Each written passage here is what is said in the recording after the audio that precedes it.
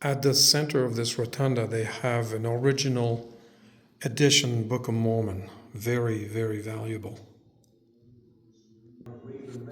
The rest of the visitors center covers the founders of Cody, Wyoming, and how the pioneers came to this area. They were not called to this area.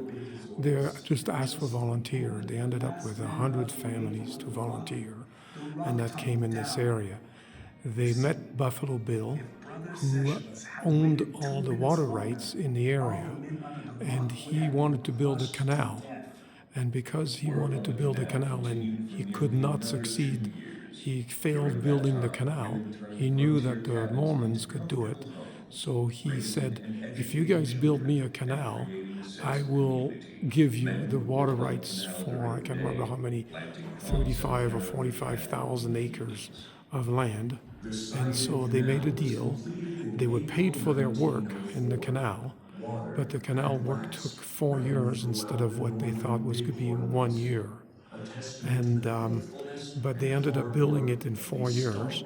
And one of the miracles that happened is that halfway through the construction, when they started running out of money, and they were building the canal, the railroad came into town and said, "We want to build a railroad to Cody, and we'll give you the equivalent of today's $300 million to do that." And so they built the railroad bed at the same time as the canal. They split up, and everybody ended up with a piece of land and with a part of the canal water for them to use. This here is a really nice bronze statue thing, sculpture that depicts the kind of machines they used to dig the canal. It's like a bulldozer. You pull it with the horses, and what they did, they loosened the soil, and then they would pull it with this machine, and then it could carry the soil over, and then they would flip it around. It flipped over on those kind of half-circle things, and then it would drop the soil onto a pile. The width of this was 16 feet where the blade is and 25 feet where the arches are. So it was a big machine, and they used several of them to dig the canal. Very ingenious way of doing it.